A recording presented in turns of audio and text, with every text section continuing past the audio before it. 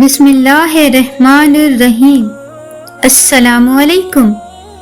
ایمان افروز واقعہ، یہ ایک ہاتھ لمبا ایک ہاتھ چوڑا چوکور پتھر تھا جو ہمیشہ حضرت موسیٰ علیہ السلام کے جھولے میں رہتا تھا۔ اس مبارک پتھر کے ذریعے حضرت موسیٰ علیہ السلام کے 2 معجزات کا ظہور ہوا، جن کا تذکرہ قرآن مجید فرقان حمید میں بھی ہوا ہے۔ اس پتھر کا پہلا معجزہ، پہلا عجیب کارنامہ جو در حقیقت حضرت موسیٰ علیہ السلام کا معجزہ تھا، وہ اس پتھر کی دانش مندانہ لمبی ڈور ہے، اور یہی معجزہ اس پتھر کے ملنے کی تاریخ ہے۔ اس کا مفصل واقعہ یہ ہے کہ بنی اسرائیل کا یہ عام دستور تھا کہ وہ بالکل ننگے بدن ہو کر مجمع عام میں غسل کیا کرتے تھے، مگر حضرت موسیٰ علیہ السلام گو کہ اسی قوم کے ایک فرد تھے اور اسی ماحول میں پلے بڑے تھے، لیکن خداوند قدوس نے ان کو نبوت اور رسالت کی عظمتوں سے سرفراز فرمایا تھا۔ آپ کی عصمت نبوت بھلا اس حیا سوز بے غیرتی کو کب گوارا کر سکتی تھی؟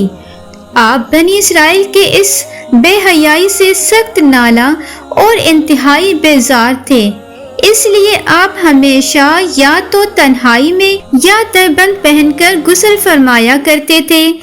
بنی اسرائیل نے جب یہ دیکھا کہ آپ کبھی بھی ننگے ہو کر غسل نہیں فرماتے، تو ظالموں نے آپ پر بہتان لگا دیا کہ آپ کے بدن کے اندرونی حصے میں یا تو برس کا سفید داغ یا کوئی ایسا عیب ضرور ہے کہ جس کو چھپانے کے لیے یہ کبھی برہنہ نہیں ہوتے، اور ظالموں نے اس تہمت کا اس قدر اعلان و چرچا کر دیا کہ ہر کوچہ و بازار میں اس کا پروپیگنڈا پھیل گیا، اور اس مکروہ تہمت کی سورش کا حضرت موسیٰ علیہ السلام کے قلب و نازک پر بڑا صدمہ اور رنج و گزار، اور آپ بڑی افت اور اذیت میں پڑ گئے۔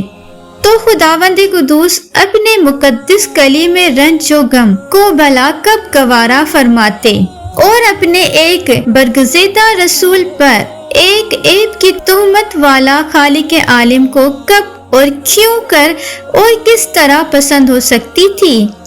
الرحمن الرحیم نے آپ کی برات اور بے بھی ظاہر کر دینے کا ایک ایسا ذریعہ پیدا فرما دیا کہ دم زد میں بنی اسرائیل کے پروپیگنڈوں اور ان کے شکوک و شبہات کے بادل چھٹ گئے، اور آپ کی برات اور بے بھی کا آفتاب عالم تاب سے زیادہ روشن و آشکار ہو گیا۔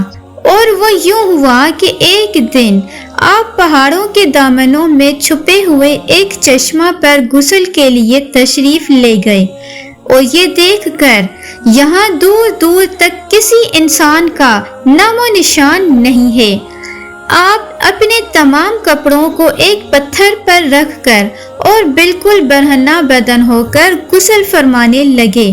غسل کے بعد جب آپ لباس پہننے کے لیے پتھر کے پاس پہنچے تو کیا دیکھا کہ وہ پتھر آپ کے کپڑوں کو لیے ہوئے سرپٹ بھاگا چلا جا رہا ہے۔ یہ دیکھ کر حضرت موسیٰ علیہ السلام بھی اس پتھر کے پیچھے پیچھے دوڑنے لگے کہ صبح حجر، یعنی اے پتھر میرا کپڑا، مگر یہ پتھر برابر رہا، یہاں تک کہ شہر کی بڑی بڑی سڑکوں سے گزرتا ہوا گلی کوچوں میں پہنچ گیا، اور آپ بھی برہنہ بدن ہونے کی حالت میں برابر پتھر کو دوڑاتے چلے گئے۔ اس طرح بنی اسرائیل کے ہر چھوٹے بڑے نے اپنی آنکھوں سے دیکھ لیا کہ سر سے پاؤں تک آپ کے مقدس بدن میں کہیں بھی کوئی عیب نہیں ہے، بلکہ آپ کے جسم اقدس کا ہر حصہ حسن و جمال میں اس قدر نقطۂ کمال کو پہنچا ہوا ہے کہ عام انسانوں میں اس کی مثال تقریباً محال ہے۔ چنانچہ بنی اسرائیل کے ہر فرد کی زبان پر یہی جملہ تھا کہ خدا کی قسم موسیٰ بالکل ہی بے عیب ہیں۔ جب یہ پتھر پوری طرح حضرت موسیٰ علیہ السلام کے برات کا اعلان کر چکا تو خود بخود ٹھہر گیا۔ آپ نے جلدی سے اپنا لباس پہن لیا اور اس پتھر کو اٹھا کر اپنے جھولے میں رکھ لیا۔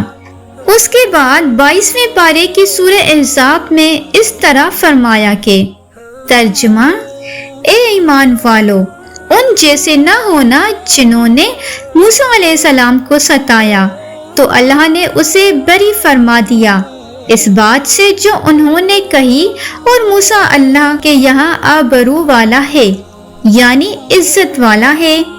دوسرا معجزہ، میدان طیٰ میں اسی پتھر پر حضرت موسیٰ علیہ السلام نے اپنا عصا مار دیا تھا تو اس میں سے 12 چشمے جاری ہو گئے تھے، جس کے پانی کو 40 برس تک بنی اسرائیل میدان طیٰ میں استعمال کرتے رہے۔